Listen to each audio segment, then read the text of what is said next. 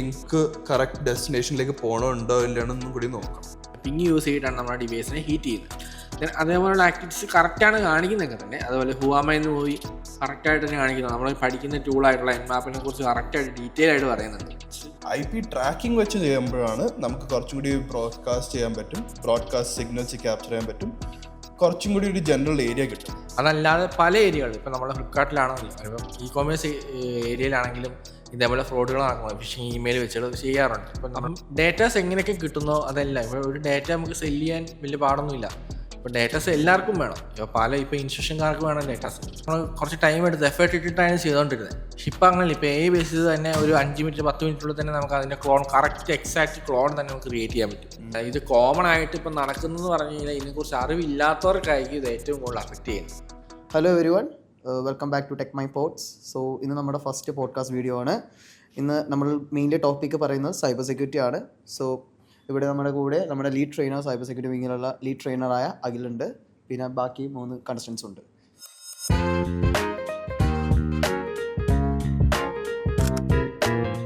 ഇന്നത്തെ first topic എല്ലാവർക്കും അറിയണ ഒരു മെയിൻ ടോപ്പിക്കാണ് തിങ്ക് ബിഫോർ യു ക്ലിക്ക്. നമുക്കിപ്പോൾ ഒരു മെസ്സേജാണ്, വാട്സ്ആപ്പ് മെസ്സേജ് ആയാലും ഫേസ്ബുക്ക് മെസ്സേജ് ആയാലും ഇൻസ്റ്റ ആണെങ്കിലും ഇല്ല ഇപ്പോൾ ഫോൺ അങ്ങനെ ലേറ്റസ്റ്റ് ഫോൺസ് ഒന്നും ഇല്ലാത്ത പഴയ ആൾക്കാരാണെങ്കിൽ അവരുടെ ഫോണിലാണെങ്കിൽ മെസ്സേജസിലാണെങ്കിലും ഒരു ലിങ്ക് വരും. ഇപ്പോൾ ബാങ്കിൽ എന്തെങ്കിലും ലോൺ ഉണ്ട്, അല്ലെങ്കിൽ ഒരു ഡെപ്റ്റ് ക്ലിക്ക് പോലെ നമ്മൾ ക്ലിക്ക് ചെയ്യുമ്പോൾ അതിനകത്ത് റെഡീം ചെയ്യാൻ വേണ്ടി, അല്ലെങ്കിൽ നമ്മുടെ ഫ്രണ്ട് അയക്കണേണ് ഒരു OTP ഉണ്ട്, അതൊന്ന് ക്ലിക്ക് ചെയ്തിട്ട് നീ അതിനെ വെരിഫിക്കേഷൻ ചെയ്ത് തരുമോ, ഒരു എമർജൻസി കേസിനാണ്. അപ്പോൾ നമുക്ക് എന്തോരം വിശ്വസിക്കാൻ പറ്റും ഈ ഒരു ക്ലിക്ക് ഫേക്ക് ആണ് അല്ലെങ്കിൽ ട്രൂ ആണ്? ഇതിനെയാണ് നമ്മൾ ഫിഷിംഗ് അറ്റാക്ക് എന്ന് പറയുന്നത്. ഇപ്പോൾ ഫിഷിംഗ് എന്ന് പറഞ്ഞ അറ്റാക്ക് ഇപ്പോൾ വളരെ കൂടി വരുന്ന കാലമാണ്. കാരണം ഇപ്പോൾ എക്സാമ്പിൾ റീസെൻ്റ് ആയിട്ട് നോക്കുവാണെങ്കിൽ തന്നെ നമ്മുടെ ബാങ്കിങ് വെബ്സൈറ്റ് ഇപ്പോൾ എല്ലാ ബാങ്കിങ് ഇപ്പം നമ്മുടെ RBIയുടെ റൂൾ പ്രകാരം banking.in എന്ന് പറഞ്ഞ ഡൊമൈനിലോട്ട് മാറ്റിയിട്ടുണ്ട്. അത് എന്തുകൊണ്ടാണ്? കാരണം ആ ഒരു ഡൊമൈനിൽ സ്റ്റാർട്ട് ചെയ്യുന്നതെല്ലാം ബാങ്കിങ് വെബ്സൈറ്റുകളാണ്. അത് നമുക്ക് കുറച്ചും കൂടെ മനസ്സിലാക്കാൻ വേണ്ടിയാണ് അവരത് ആ ഒരു മെത്തേഡിലോട്ട് കൊണ്ടുവന്നിരിക്കുന്നത്. അപ്പോൾ നമുക്ക് റീസെൻ്റ്ലി ആണെങ്കിലും ഒരു കഴിഞ്ഞ 10 വർഷത്തെ കണക്കെടുക്കാതെ തന്നെ ബാങ്കിങ് ഏരിയയിൽ തന്നെ പല സ്കാമിങ്, ബാങ്കിങ് സെക്ടേഴ്സ് മാത്രമല്ല, ഈ ബാങ്കിങ് സെക്ടർ മാത്രമല്ല, ബാങ്കിങ് എടുത്തു കഴിഞ്ഞാൽ തന്നെ അതിൽ തന്നെ കുറേ കാറ്റഗറി വരുന്നുണ്ട്. അതല്ലാതെ പല ഏരിയകളിൽ ഇപ്പോൾ നമ്മൾ ഫ്ലിപ്കാർട്ടിലാണെങ്കിലും ഇപ്പം ഇ-കോമേഴ്സ് ഏരിയയിലാണെങ്കിലും ഇതേപോലെ ഫ്രോഡുകൾ നടക്കുന്നത് ഫിഷിംഗ് ഇമെയിൽ വെച്ചിട്ട് ചെയ്യാറുണ്ട്. ഇപ്പം നമ്മളിപ്പം ദീപാവലി പല ഓഫേഴ്സൊക്കെ വരുന്ന സമയത്ത് നമ്മൾ ഗ്രൂപ്പിലൊക്കെ ലിങ്കും കാര്യങ്ങളൊക്കെ പോകുന്നതാണ്, ഓഫേഴ്സും കാര്യങ്ങളൊക്കെ. അപ്പം നമ്മൾ ക്ലിക്ക് ചെയ്ത് കഴിയുമ്പം സെയിം പാറ്റേണിൽ തന്നെ ആയിരിക്കും നമ്മൾ ക്രിയേറ്റ് ചെയ്തേക്കുന്നത്. അതിനകത്ത് നമ്മുടെ ഡീറ്റെയിൽസ് ലീക്ക് ആവുന്നുണ്ട്. ഇപ്പം നമുക്ക് വേണമെങ്കിൽ യൂസർ ക്രെഡൻഷ്യൽസ് വേണമെങ്കിൽ അതിൽ നിന്ന് കളക്ട് ചെയ്യാം. അതേപോലെ തന്നെ ഡീറ്റെയിൽസ് യൂസറിൻ്റെ പേര്, ഡീറ്റെയിൽസ് കാര്യങ്ങളൊക്കെ അവിടെ നിന്ന് കളക്ട് ചെയ്യാം. ഡേറ്റ നമ്മളിപ്പോൾ ഓൾറെഡി എല്ലാം ഇപ്പോൾ IT സെക്ടറിലായതുകൊണ്ട് തന്നെ ഇവിടെ ഡേറ്റാസിനാണ് പ്രാധാന്യം. അപ്പം ഡേറ്റാസ് എങ്ങനെയൊക്കെ കിട്ടുന്നോ അതല്ല. ഇപ്പോൾ ഒരു ഡേറ്റ നമുക്ക് സെല് ചെയ്യാൻ വലിയ പാടൊന്നുമില്ല. ഇപ്പോൾ ഡേറ്റാസ് എല്ലാവർക്കും വേണം. ഇപ്പോൾ ഇൻസ്റ്റിറ്റ്യൂഷൻകാർക്ക് വേണം ഡേറ്റാസ്, അല്ലേ, സ്കൂളുകാർക്ക് വേണം ഡേറ്റാസ്, അല്ലെങ്കിൽ പോട്ടെ പല കാര്യം ഇപ്പം ഏജൻസീസിന് വേണം ഡേറ്റാസ്. അപ്പോൾ ഈ പറഞ്ഞ ഡേറ്റാസ് വെച്ചിട്ട് കളക്ട് ചെയ്യുന്ന ഡേറ്റാസിനെ അവർ സെല്ല് ചെയ്യുകയാണ്. ഇപ്പം അതിന് നമുക്കിപ്പം മെയിനായിട്ട് ഇപ്പോൾ കണ്ടുകൊണ്ടിരിക്കുന്ന കുറേ ഏരിയകളാണ്. ഈ പറഞ്ഞ പോലെ ഫെസ്റ്റിവൽ സീസൺ ടൈമിൽ ഫെസ്റ്റിവലിൻ്റെ ഓരോ പ്ലാറ്റ്ഫോമിൻ്റെ വരുന്നു. ദെൻ അതേപോലെ തന്നെ ബാങ്കിങ് സെക്ടേഴ്സ്, ഇപ്പം SBI ആണെങ്കിലും ICICI, അപ്പോൾ ഏത് ബാങ്ക് ആണെങ്കിലും ബാങ്കിങ് റിലേറ്റഡ് ആയിട്ടുള്ള ഇപ്പോൾ ലോൺ നമുക്ക് കാണാൻ പറ്റും. നമ്മളിപ്പോൾ ഒരു ലോണിന് എൻക്വയറി ചെയ്തിട്ടുണ്ടെങ്കിൽ നമുക്ക് പലയിടത്തുനിന്ന് പല ലിങ്കുകൾ കാണാൻ പറ്റും. അല്ല, നിങ്ങൾക്ക് ലോൺ വേണോ, അല്ലെങ്കിൽ ഇത്ര രൂപ എമൗണ്ട് അപ്രൂവ് ആയിട്ടുണ്ട് എന്നൊക്കെ പറഞ്ഞ പല ഏരിയ നമുക്ക് മെസ്സേജുകൾ വരാറുണ്ട്.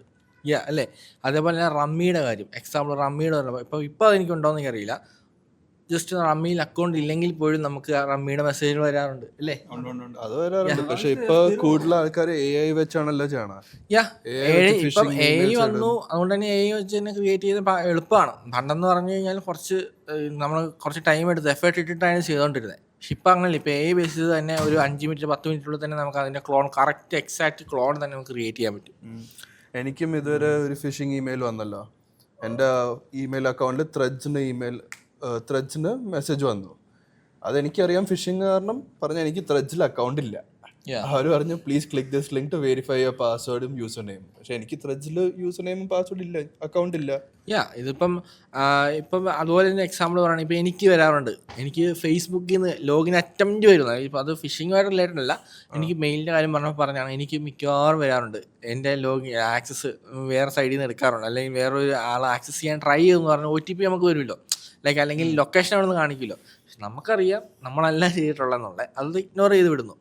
ഞാൻ ആ OTP കൊടുത്താൽ മാത്രമേ ഉള്ളൂ അവർക്ക് അക്കൗണ്ട് കിട്ടുള്ളൂ. ഇപ്പോൾ എനിക്കൊരു ഇൻസിഡൻറ്റ് ഉണ്ടായിട്ടുണ്ടെന്ന് പറഞ്ഞു കഴിഞ്ഞാൽ, ഒരു ദിവസം എനിക്ക് മോർണിംഗിൽ ഇതേപോലെ എൻ്റെ ഇൻസ്റ്റാഗ്രാം അക്കൗണ്ട് ഞാൻ ജസ്റ്റ് ഒന്ന് ഓപ്പൺ ചെയ്തപ്പോൾ എന്നോട് പറഞ്ഞു ലോഗൗട്ട് ചെയ്യാനുള്ള ഓപ്ഷനാണ് കാണിച്ചേക്കുന്നത്. അപ്പോൾ ഞാൻ ലോഗൗട്ട് ചെയ്യാനുള്ള ഓപ്ഷൻ എനിക്കൊന്നും പെട്ടെന്ന് മനസ്സിലായില്ല. ദെൻ അത് കഴിഞ്ഞപ്പോൾ എനിക്ക് മെയിൽ വന്നു വേറൊരു സ്ഥലത്ത് നിന്ന് ആക്സസ് ചെയ്യുന്നുണ്ട്, ലോഗിൻ അറ്റംപ്റ്റ് നടന്നിട്ടുണ്ടെന്നുള്ളത്. അപ്പോഴാണ് എനിക്കിത് മനസ്സിലായത്, ഓൾറെഡി ആൾ കയറി യൂസർ നെയിമും അല്ലെങ്കിൽ എൻ്റെ പാസ്വേഡും മെയിൽ ID എല്ലാം ചേഞ്ച് ചെയ്യാൻ പാസ്വേഡ് ചേഞ്ച് ചെയ്തു, പക്ഷെ മെയിൽ ID ഡീറ്റെയിൽസ് ചേഞ്ച് ചെയ്തിട്ടില്ലായിരുന്നു, റിക്കവറി കാര്യങ്ങളൊന്നും ചേഞ്ച് ചെയ്തിട്ടില്ലായിരുന്നു. പക്ഷെ ഞാനത് അന്ന് അവിടെ ക്ലിക്ക് ചെയ്തിരുന്നെങ്കിൽ, ലോഗൗട്ട് എന്നുള്ള ക്ലിക്ക് ചെയ്തിരുന്നെങ്കിൽ എനിക്ക് അക്കൗണ്ട് റിക്കവർ ചെയ്യാൻ പറ്റത്തില്ല. ടോട്ടലി പാസ്വേഡ് ഫുള്ള് മാറിപ്പോയി, റിക്കവറി മെയിലും മാറിപ്പോയി. ഇതൊരു സാധാ മനുഷ്യൻ എങ്ങനെയാ, like how should they go about it? അപ്പോൾ അത് ചിന്തിച്ചാൽ മതി. അതായത് ഇപ്പോൾ നമുക്ക് നമ്മുടെ ഫേസ്ബുക്ക് തന്നെ അല്ലെങ്കിൽ ഇൻസ്റ്റാഗ്രാം തന്നെ ഒരു എക്സാമ്പിളാണ്. ഇപ്പം നിങ്ങൾ എവിടെ നിന്നെങ്കിലും ഒരു ഇമെയിൽ ID വെച്ച് നിങ്ങളുടെ യൂസർ നെയിം പാസ്വേഡ് വെച്ച് നിങ്ങൾ ലോഗിൻ ചെയ്താലും അത് ഉറപ്പായിട്ട് മെയിൽ വരും, ഇന്നടത്ത് നിന്ന് ആക്സസ് ചെയ്തിട്ടുണ്ടെന്നുള്ളത്. അത് നിങ്ങളാണോ അല്ലേ? അതുകൊണ്ടാണ് നമ്മൾ ജസ്റ്റ് ചോദിക്കും, കാണാൻ പറ്റുമല്ലോ. അപ്പം ആക്സസ് ചെയ്യുന്ന ടൈമിൽ yes or no എന്ന് പറഞ്ഞ് കാണിക്കാറില്ലേ? അതെന്തുകൊണ്ടാണ്? നിങ്ങളാണോ അല്ലയോ അറിയാൻ. അപ്പം നേരത്തെ അതൊന്നും ഇല്ലായിരുന്നു, ലോഗിൻ ചെയ്യുന്നു ആർക്ക് വേണമെങ്കിലും ഇത് കയറായിരുന്നു. ഇപ്പോഴാണെന്ന് പറഞ്ഞു കഴിഞ്ഞാൽ എനിക്കിപ്പം എൻ്റെ വീട്ടിലിരിക്കുന്നതാണ് ലോഗിൻ ചെയ്യുന്നു, ആ സമയം ഞാൻ വേറൊരു സ്ഥലത്ത് നിന്ന് ഒരാൾ എൻ്റെ അക്കൗണ്ട് സെയിം ആയിട്ട് ലോഗിൻ ചെയ്യണം, എനിക്ക് മെയിൽ വരും, എനിക്ക് ചെക്ക് ചെയ്യാൻ പറ്റും ഞാൻ ആ ലൊക്കേഷൻ അവിടെ ഉണ്ടോ ഇല്ലെന്നുള്ളത്. അല്ലെങ്കിൽ നമ്മളല്ല ലോഗിൻ ചെയ്തിട്ടുണ്ടെങ്കിൽ അതിനെ അവോയ്ഡ് ചെയ്ത് കളയാം, നമ്മളാണെങ്കിൽ ഓക്കെ നമുക്കത് അപ്രൂവ് ചെയ്തിട്ട് കയറാൻ പറ്റും. ഈ അക്കൗണ്ടിൻ്റെ കാര്യം നമ്മളിപ്പോൾ ഒരു മെയിൽ വന്നു, എനിക്കൊരു ലിങ്ക് വെച്ചോണ്ട് അത് എനിക്ക് എങ്ങനെ വെരിഫൈ ചെയ്യാൻ പറ്റും, അതൊരു ഫിഷിംഗ് മെയിലാണോ അല്ലെങ്കിൽ ഒറിജിനൽ മെയിലാണോ എന്ന് തന്നെ? അത് ജസ്റ്റ് അതിന് ഡൊമെയിൻ. ഓക്കെ, ഇപ്പം നമ്മുടെ ഫ്ലിപ്കാർട്ട് ആണെങ്കിൽ അല്ലെങ്കിൽ ഇപ്പം നമ്മുടെ കമ്പനീസിൽ ഇപ്പോൾ ജോബ് ഓഫറൊക്കെ വരുമല്ലോ, അപ്പം ജസ്റ്റ് ഇപ്പം ഡൊമെയിൻ വെച്ചിട്ട് നമുക്ക് ചെക്ക് ചെയ്യാൻ പറ്റും. ഓക്കെ, അല്ലെങ്കിൽ ഇപ്പം നമുക്ക് പല വെബ്സൈറ്റുകളും കാര്യങ്ങളൊക്കെ ഞാൻ വയർഷോട്ടിലേക്ക് കണ്ടിട്ടുണ്ടല്ലോ, അതൊക്കെ യൂസ് ചെയ്ത് കഴിഞ്ഞാൽ മെയിൽ വന്നേക്കുന്ന ലിങ്കുകൾ വാലിഡ് ആണോ അല്ലെന്ന് അറിയാൻ പറ്റും. പക്ഷേ എന്നിരുന്നാലും ഇപ്പം നമ്മൾ സാധാരണ മനുഷ്യർ ഇപ്പോൾ ഈ ഇടയ്ക്ക് വന്നത് മൈക്രോസോഫ്റ്റിൻ്റെ ഒരു അക്കൗണ്ട് പോലെ ക്രിയേറ്റ് ചെയ്തിരിക്കുന്നു മെയിൽ, അതിനകത്ത് മൈക്രോസോഫ്റ്റിന് എമ്മിന് വേറെ 6 വെന്നും വെച്ച് അവർ ക്രിയേറ്റ് ചെയ്തേക്കുന്നത്. അത് ഒരാൾക്ക് പെട്ടെന്ന് കാണും, പക്ഷെ അത് സാധാരണ ആൾക്ക് കേൾക്കുമ്പോൾ അത് മനസ്സിലാക്കാൻ പറ്റൂല. ഇല്ല, കാരണം അതെന്ന് പറഞ്ഞാൽ നമ്മൾ എക്സാക്റ്റ് ആയിട്ട് കണ്ടേക്കുന്നത് എന്താണ്, നമ്മളിപ്പം മൈക്രോസോഫ്റ്റിൻ്റെ കറക്റ്റ് ആയിട്ടുള്ള സ്പെല്ലിംഗ് നോക്കിക്കഴിഞ്ഞാൽ അതിനകത്ത് നമുക്ക് നോർമലി അതാണ് നമ്മളൊരു കാര്യം ചെക്ക് ചെയ്യുന്നതിന് ടൈം, ഒരു കാര്യം നമ്മൾ ആക്സസ് ചെയ്യുന്നതിന് മുമ്പേ ഒരു പലവട്ടം നമ്മൾ ചിന്തിക്കണം. ഓക്കെ, അത് നമുക്ക് വന്നതാണോ, അല്ലെങ്കിൽ ആ പേജ് കറക്റ്റായിട്ട് നമ്മളിപ്പം ലൈക്ക് ഇപ്പം പറയുകയാണെങ്കിൽ ഇപ്പം എന്ത് കാര്യം ഉണ്ടെങ്കിൽ അത് കറക്റ്റായിട്ട് വായിച്ച് നോക്കുക എന്നുള്ളത്. ലൈക്ക് മെയിലാന്ന് പറഞ്ഞാൽ ഇപ്പം ലൈക്ക് ഇപ്പം നടന്നിട്ടുള്ള റീസെൻ്റായിട്ട് ഇപ്പോൾ വന്നിട്ടുള്ള ഇതായിരുന്നു ടെലിഗ്രാം അക്കൗണ്ടുകൾ പോകുന്നത്. ഇപ്പോൾ ഒരു എക്സാമ്പിൾ പറയുകയാണെങ്കിൽ എൻ്റെ ഒരു സ്റ്റുഡൻറ്റ് കഴിഞ്ഞിടയ്ക്ക് എന്നെ വിളിച്ചിട്ടുണ്ടായിരുന്നു, ആളുടെ മിസ്സ് ഇപ്പോൾ ടീച്ചർ കോളേജിൽ നിന്ന് വിളിച്ചിട്ടുണ്ട്, ആൾ സ്റ്റുഡൻ്റാണ്, നമ്മുടെ സൈബർ സെക്യൂരിറ്റി സ്റ്റുഡൻ്റാണ്. അപ്പോൾ ആൾ ചോദിച്ചിട്ടാണ് മിസ്സിൻ്റെ ടെലിഗ്രാം അക്കൗണ്ട് പോയി, ആൾ ടെലിഗ്രാമിലുള്ള ഫ്രണ്ട്സിനൊക്കെ വേറെ മീൻസ് പോർണോഗ്രാഫിക് ബേസ് ആയിട്ടുള്ള ലിങ്കുകൾ ഷെയർ ആകുന്നു എന്ന് പറഞ്ഞു. നമ്മളപ്പോൾ ചിന്തിച്ചപ്പോൾ ഓക്കെ, അന്ന് എനിക്കത് എന്താണെന്ന് മനസ്സിലായില്ല. നമ്മളതൊന്നും അപ്പോൾ ഞാൻ പറഞ്ഞു ഓക്കെ നിങ്ങളത് അക്കൗണ്ട് നോക്കിയിട്ട് അല്ലെങ്കിൽ അക്കൗണ്ട് ഡിലീറ്റ് ചെയ്തിട്ട് വീണ്ടും എടുക്കുക, അല്ലെങ്കിൽ ആ അക്കൗണ്ടിൽ റിപ്പോർട്ട് ചെയ്യുക, കാര്യങ്ങൾ ചെയ്യാനെന്ന് പറഞ്ഞു. അത് കഴിഞ്ഞപ്പോൾ എനിക്ക് തുടർച്ചയായിട്ട് 2-3 പേര് ഇതേപോലെ സെയിം ഇൻസിഡൻറ്റ് എനിക്ക് പറഞ്ഞു. അത് കഴിഞ്ഞപ്പോഴാണ് ഞാൻ ഈ പറഞ്ഞ കാര്യങ്ങളും ജസ്റ്റ് ഒന്ന് നോക്കുന്നത്. അപ്പോൾ എൻ്റെ ഒരു ഫ്രണ്ട് എനിക്ക് ലിങ്ക് അയച്ചു തന്നിട്ടുണ്ടായിരുന്നു, മീൻസ് ആളുടെ അക്കൗണ്ട് പോയതായിരുന്നു. ദെൻ ആ ഒരു അക്കൗണ്ടിൽ നിന്ന് എനിക്കൊരു ലിങ്ക് തന്നിട്ടുണ്ടായിരുന്നു. ഞാൻ ജസ്റ്റ് അത് എന്താണെന്ന് അറിയാൻ വേണ്ടി ജസ്റ്റ് ക്ലിക്ക് ചെയ്തു. ദെൻ എന്നോട് അപ്പം തന്നെ നമ്മുടെ ഫോൺ നമ്പർ കൊടുത്തു. ദെൻ അപ്പം തന്നെ എന്നോട് പറഞ്ഞു OTP ചോദിക്കുന്നുണ്ട്. ആ OTPയുടെ ഏരിയ ഞാൻ ചെക്ക് ചെയ്ത് നോക്കിയപ്പോൾ ഞാനപ്പോൾ ചിന്തിച്ച് നോക്കിയതെന്ന് പറഞ്ഞാൽ എൻ്റെ ഫോൺ നമ്പറിൽ ഞാൻ ലോഗിൻ ചെയ്യുന്നു, അപ്പോൾ എനിക്കത് OTP ആയിരുന്നു. ആ OTP ഞാൻ അവർക്ക് കൊടുക്കണം, എന്തിന്? ചിന്തിച്ച് നോക്കുക. കാരണം ഞാൻ എൻ്റെ ഫോൺ നമ്പർ കൊടുത്തു ഓൾറെഡി, അപ്പോൾ അവിടെ നിന്ന് എനിക്കൊരു OTP ആയിരുന്നു. ആ OTP അങ്ങോട്ട് കൊടുക്കുകയാണെങ്കിൽ എന്താ, അത് ഓൾറെഡി അവർക്ക് അക്കൗണ്ട് എടുക്കാൻ പറ്റുമല്ലോ. ദെൻ അതേ സെയിം സാധനമാണ് മറ്റുള്ളവർക്ക് കാണുന്നത്. അവർ ഇതേപോലെ ലിങ്ക് വന്നു. ഓക്കെ, എന്താണ് ലിങ്ക്? നമ്മളെ ആൾക്കറിയാമല്ലോ, നമ്മൾ ഓൾറെഡി പറഞ്ഞിട്ടുണ്ട് വീക്ക് പോയിന്റ് അല്ലേ, പലർക്കും പല പല വീക്ക് പോയിന്റുകളുണ്ട്. ആൾ ലിങ്ക് ക്ലിക്ക് ചെയ്തു, ദെൻ അപ്പോഴത്തേനും ഫോൺ നമ്പർ നമ്മുടെ അതിനകത്തോട്ട് ഫോൺ നമ്പർ അടിച്ചു കൊടുക്കാൻ പറഞ്ഞ് ചാറ്റ് വന്നു. ദെൻ ഫോൺ നമ്പർ കൊടുത്തു, അപ്പോൾ തന്നെ ഒരു OTP വന്നു. ആ OTP ഫോണിൽ വന്നു. ആ OTP അവർക്ക് അയച്ചു കൊടുക്കാൻ പറയും. അവർ നോർമലി ചെയ്യുന്ന പോലെ ആ OTP അങ്ങോട്ട് അയച്ചു കൊടുത്തു. ആ OTP അങ്ങനെ അയച്ചു കൊടുത്തോണ്ടാണ് അവർക്ക് അവിടെ ആക്സസ് കിട്ടിയത്. അതാ ഇപ്പോൾ റീസെൻ്റ്ലി നടക്കുന്ന ഒരു സ്കാമാണ് ഇപ്പോൾ വന്നേക്കുന്നത്. പരിവാഹൻ്റെ സൈറ്റിൽ സ്കാം നടക്കുന്നത്, ചലാൻ വരുന്നത്. ഇപ്പം ആദ്യത്തെ ഫസ്റ്റ് ടൈം ഒരു ചലാൻ അടിക്കുക, ഫസ്റ്റ് ടൈമിൽ ഈ ഒരു പെറ്റി അടിക്കുവാണെങ്കിൽ ആദ്യമായിട്ട് കയറുമ്പോൾ നമുക്ക് ആ സൈറ്റിലാണ് കാണുന്നത്. ലൈക്ക് പക്ക പരിവാഹൻ്റെ പക്ക സൈറ്റാണ് വരുന്നത്. അപ്പം ഫസ്റ്റ് ടൈം വരുന്ന ആൾക്കാർ വീഴും, ഈ ഒരു സ്കാമിൽ വീഴും. ജസ്റ്റ് URL വ്യത്യാസമാണ്. അപ്പം അവർക്കറിയത്തില്ല ഇത്. അതേപോലെ നമ്മൾ മെയിനായിട്ട് ചെയ്യുന്ന SEO ചെയ്ത് വെച്ചേക്കുന്നത് സെർച്ച് എഞ്ചിൻ ഒപ്റ്റിമൈസേഷൻ. അതായത് നമുക്കിപ്പം എനിക്ക് വേണമെങ്കിൽ ഒരു ഡമ്മി ഫേക്ക് ആയിട്ടുള്ള വെബ്സൈറ്റ് ക്രിയേറ്റ് ചെയ്തിട്ട് എനിക്കത് SEO ചെയ്താൽ ഇനീഷ്യലി കൊണ്ടുവരാം. ഫസ്റ്റിൽ സെർച്ച് ഒപ്റ്റിമൈസേഷൻ ചെയ്ത് മുകളിൽ കൊണ്ടുവരാൻ പറ്റും. ലൈക്ക് ഇപ്പോൾ നമ്മൾ നോക്കുകയാണെങ്കിൽ വെബ്സൈറ്റിൽ സാധനം സെർച്ച് ചെയ്തിട്ടുണ്ടെങ്കിൽ മിക്കവാറും ഒന്നെങ്കിൽ ആഡായിരിക്കും വരുന്നത്, അല്ലെങ്കിൽ SEO ചെയ്തിട്ടുള്ള കണ്ടൻറ്റ് ആയിരിക്കും ഫസ്റ്റ് വരുന്നത്. ചിലപ്പോൾ നമ്മൾ ഫസ്റ്റ് കഴിയുന്നത് നമ്മൾ വിചാരിക്കും, നമ്മൾ നോർമലി ഇപ്പം ഒരു യൂസർ ആണെന്ന് പറഞ്ഞാലും സെർച്ച് ചെയ്യുന്ന ടൈമിൽ ഫസ്റ്റ് എന്താണോ റിസൾട്ട് വരുന്നത് ആ റിസൾട്ടിലായിരിക്കും നമ്മൾ ക്ലിക്ക് ചെയ്യാൻ പോകാറ്. പക്ഷെ അതിനുള്ള അത് കറക്റ്റാണോ, അതിൻ്റെ URL കറക്റ്റാണോ, ലിങ്ക് കറക്റ്റാണോ, കാര്യങ്ങൾ ആരും ചെക്ക് ചെയ്യാറില്ല. അപ്പോൾ അതിനകത്ത് വേണമെങ്കിൽ നമുക്ക് ഇതുപോലെ ഫിഷ് ലിങ്ക്സുകൾ ക്രിയേറ്റ് ചെയ്തിട്ട് അത് ഇതേപോലെ SEO ചെയ്ത് ഇനീഷ്യലി സെർച്ച് എഞ്ചിൻ ഒപ്റ്റിമൈസേഷൻ നടത്തി ഫസ്റ്റ് റാങ്കിങ്ങിൽ ഫസ്റ്റ് കൊണ്ടുവന്നിട്ട് അതിനകത്തുനിന്നും ചെയ്യാൻ പറ്റും എല്ലാം. അപ്പം നമ്മളൊരു കാര്യം സെർച്ച് ചെയ്ത്, ഇപ്പം ഞാൻ അതുകൊണ്ടാണ് നമ്മൾ സ്റ്റുഡൻസിനോട് മിക്കവാറും നമ്മൾ സൈബർ സെക്യൂരിറ്റി പഠിക്കുന്ന ടൈമിൽ ഡോർക്കിങ് പറയുന്ന സമയത്ത് നമുക്ക് ആവശ്യമുള്ള എന്ത് കാര്യമാണോ ആവശ്യമുള്ള കാര്യത്തിന് വേണ്ടി മാത്രം നമുക്ക് ഡീറ്റെയിൽസ് എടുക്കാൻ വേണ്ടി നമ്മൾ ഇതേപോലെ ഗൂഗിൾ ഡോർക്കിങ് യൂസ് ചെയ്യാറുണ്ട്. ലൈക്ക് അത് നമ്മൾ എന്താണോ ചോദിച്ചത് ആ ചോദിച്ചതിൻ്റെ ഡീറ്റെയിൽസ് മാത്രമേ നമുക്ക് അവിടെ കിട്ടുള്ളൂ. അപ്പോൾ ഫേസ്ബുക്കിൽ നിന്ന് ഒരു എക്സാക്റ്റ് ഡീറ്റെയിൽസ് എനിക്ക് വേണമെങ്കിൽ ഫേസ്ബുക്കിൻ്റെ URL മാത്രം ആ ഒരു ഡീറ്റെയിൽസ് ഉണ്ടെങ്കിൽ അത് മാത്രമേ എനിക്ക് അവിടെ എക്സ്ട്രാക്ട് ചെയ്ത് കിട്ടുള്ളൂ. അതാണ് അതിൻ്റെ ഒരു ഗുണം, ഡോർക്കിങ് യൂസ് ചെയ്യുന്നതിൻ്റെ ഒരു ഗുണം. അപ്പം ഇങ്ങനെ ഈ SEO ഒക്കെ ചെയ്തും നമുക്ക് ഇതുപോലെ ഫിഷിംഗ് അറ്റാക്സും കാര്യങ്ങളും ക്രിയേറ്റ് ചെയ്യാൻ പറ്റും. പക്ഷേ ഫിഷിങ്ങിൽ സേഫ് ആയിരിക്കണമെങ്കിൽ ആൾക്കാർ അവരുടെ URL കൃത്യമായിട്ട് നോക്കണം. പിന്നെ എന്തെങ്കിലും വിയേർഡായിട്ടുള്ള പേര് മാറിയിട്ടുണ്ടോ ഇല്ലയെന്ന് അതൊന്നും കൃത്യമായിട്ട് നോക്കണം. പിന്നെ വേറെ എന്താ നോക്കാൻ പറ്റുക, ആ ലിങ്ക് കറക്റ്റ് ഡെസ്റ്റിനേഷനിലേക്ക് പോകണമുണ്ടോ ഇല്ലയെന്നൊന്നും കൂടി നോക്കണം. അവര് നമ്മൾ ഇത് നോക്കില്ലാന്ന് വിചാരിച്ചാണ് അവർ ഈ സ്കാം നടത്തുന്നത്. അത് മിക്കവാറും ഇതിനെക്കുറിച്ച് അറിവില്ലാത്തവരായിരിക്കും ഇതിനെ പെട്ടുപോകുന്നത്. ഓക്കെ, അപ്പോൾ അത് നമ്മൾ പറഞ്ഞാൽ ഗൂഗിൾ ഡോർക്കിംഗ് മെത്തേഡ് യൂസ് ചെയ്തുകൊണ്ട് തന്നെ നമുക്ക് എക്സാക്റ്റ് ആയിട്ടുള്ള ഇപ്പോൾ ഒരു PDF വേണമെങ്കിൽ ആ PDF എന്താണ് കണ്ടൻറ്റ്, ആ കണ്ടൻറ്റിൻ്റെ കറക്റ്റ് PDF വെച്ചിട്ട് നമുക്ക് അവിടെ എടുക്കാൻ പറ്റും. അതേപോലെ തന്നെ ഫേസ്ബുക്കിൽ നിന്നാണ് എനിക്കൊരു കണ്ടൻറ്റ് വേണമെങ്കിൽ ഫേസ്ബുക്കിനെ മാത്രം URL എടുത്തുകൊണ്ട് തന്നെ നമുക്ക് അത് ചെയ്യുന്ന ആ ഒരു URL നിന്നുള്ള കറക്റ്റ് എക്സാക്റ്റ് ഡീറ്റെയിൽസ് നമുക്ക് അവിടെ നിന്ന് എടുക്കാൻ പറ്റും. പിന്നെ ഈ പറഞ്ഞ പോലെ ഇത് കോമൺ ആയിട്ട് ഇപ്പം നടക്കുന്നതെന്ന് പറഞ്ഞു കഴിഞ്ഞാൽ ഇതിനെക്കുറിച്ച് അറിവില്ലാത്തവർക്കായിരിക്കും ഇത് ഏറ്റവും കൂടുതൽ അഫക്റ്റ് ചെയ്യുന്നത്. അറിവുള്ളവർക്കും വരും, നോളജ് ഉള്ളവർക്കും നടക്കുന്നുണ്ട്. അതല്ല, അത് ഏറ്റവും വലിയൊരു എക്സാമ്പിളാണ്, അതിൽ നോളജ് ഉള്ളവർക്ക് നടക്കുന്നതിൻ്റെ ഏറ്റവും വലിയ എക്സാമ്പിളാണ് ഡിജിറ്റൽ അറസ്റ്റ് അല്ലേ. ഡിജിറ്റൽ അറസ്റ്റ് കാരണം അതങ്ങനെ സംഭവം ഉണ്ടോ?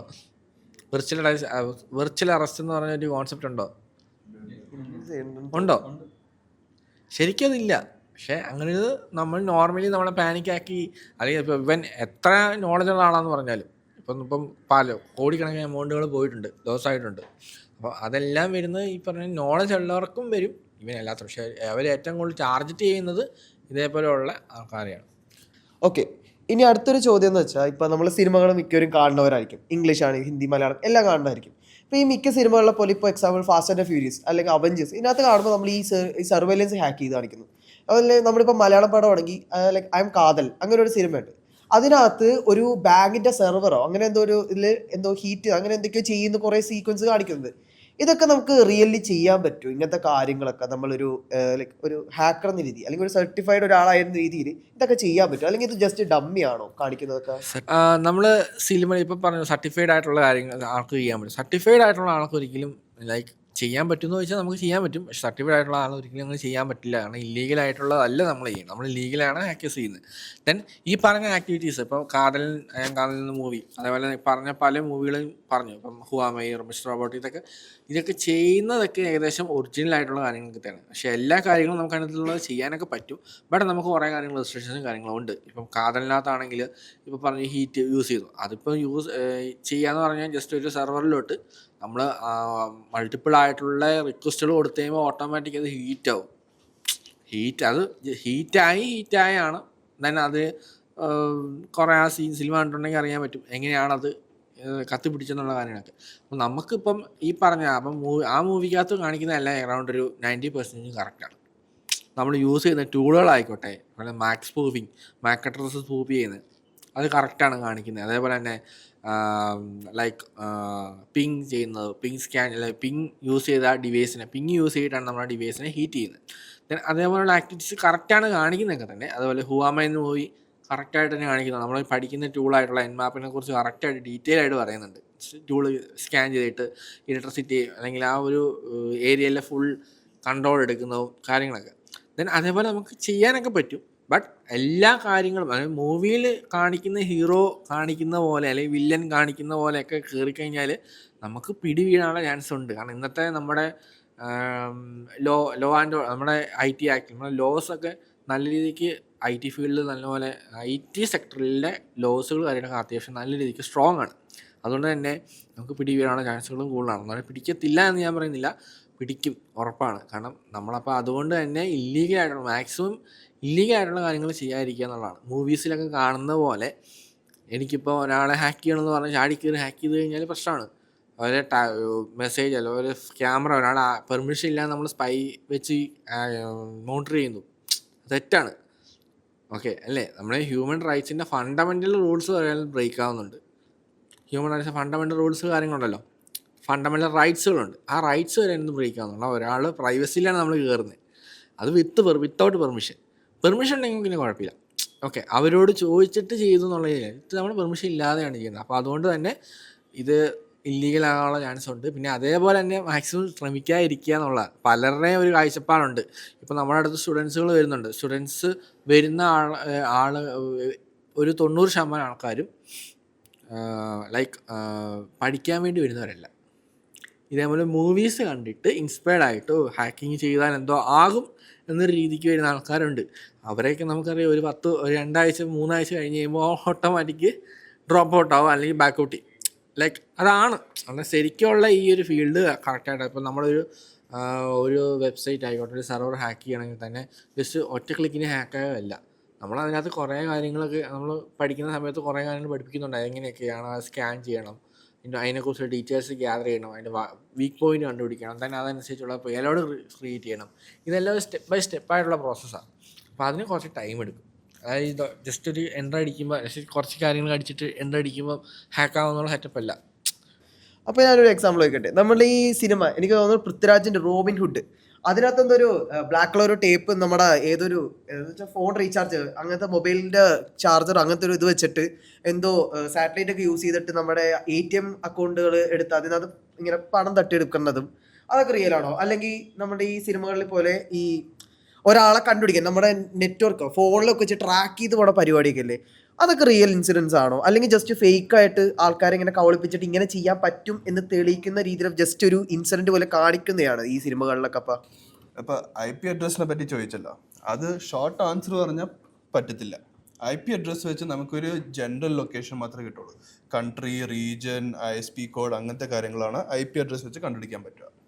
IP ട്രാക്കിംഗ് വെച്ച് ചെയ്യുമ്പോഴാണ് നമുക്ക് കുറച്ചും കൂടി ബ്രോഡ്കാസ്റ്റ് ചെയ്യാൻ പറ്റും, ബ്രോഡ്കാസ്റ്റ് സിഗ്നൽസ് ക്യാപ്ചർ ചെയ്യാൻ പറ്റും, കുറച്ചും കൂടി ഒരു ജനറൽ ഏരിയ കിട്ടും.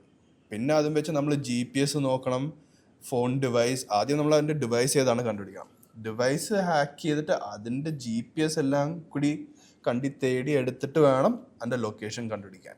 വെറും IP അഡ്രസ്സ് വെച്ച് നമുക്ക് ലൊക്കേഷനൊന്നും കാണാൻ പറ്റില്ല. സിനിമയിൽ കാണിക്കണമല്ല, അത് കാണത്തില്ല. ഓക്കെ, ഇപ്പം കിരൺ ചോദിച്ച പോലെ ഇപ്പം മൂവീസിൻ്റെ കാര്യങ്ങൾ പറഞ്ഞു. IP സ്പൂഫിങ്, ആ പ്രോസസ്സിനാണ് IP സ്പൂഫിങ് എന്നാണ് അറ്റാക്കിന്. അതായത് ഇപ്പം നമ്മൾ ഡാർക്ക് വെബ് യൂസ് ചെയ്തിട്ടുണ്ട്. ഒരു എക്സാമ്പിൾ ഇവരൊക്കെ നിങ്ങളെല്ലാം ഓൾറെഡി കണ്ടിട്ടുള്ളതായിരിക്കും.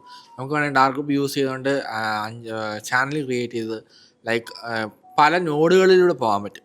ഓക്കെ, ആ നോഡിന് നമുക്ക് വീണ്ടും ഒന്ന് റീസ്റ്റാർട്ട് അല്ലെങ്കിൽ റീലോഡ് ചെയ്ത് കഴിഞ്ഞാൽ വീണ്ടും IP ചേഞ്ച് ആകുന്നത് കാണാൻ പറ്റും. അതിനാണ് നമ്മൾ IP സ്പൂഫിങ് എന്ന് പറയുന്നത്. അതുപോലെ നമുക്ക് VPN യൂസ് ചെയ്ത് ചെയ്യാൻ പറ്റും. നമ്മുടെ ഒറിജിനൽ IP-നെ നമുക്ക് അങ്ങോട്ടും ഇങ്ങോട്ടും സ്വിച്ച് ചെയ്യാൻ പറ്റും. ഓരോ പ്രാവശ്യം റിഫ്രഷ് ചെയ്യുന്നതനുസരിച്ച് IP ചേഞ്ച് ചെയ്തുകൊണ്ടിരിക്കും. പല ലൊക്കേഷനിലോട്ട് പോകുന്ന കാണാൻ പറ്റും. ഇപ്പോൾ നമ്മൾ എക്സാമ്പിൾ പറയുകയാണെങ്കിൽ നമ്മൾ ഡാർക്ക് വെബ് യൂസ് ചെയ്യുമ്പോൾ, നമ്മൾ ടോർ ബ്രൗസർ യൂസ് ചെയ്യുമ്പോൾ അതിനകത്ത് ഒരു ആക്ടിവിറ്റി നമ്മൾ സെർച്ച് ചെയ്തതിന് അതിന് 5 നോഡിലൂടെയാണ് മിക്കവാറും പോകാറുള്ളത്.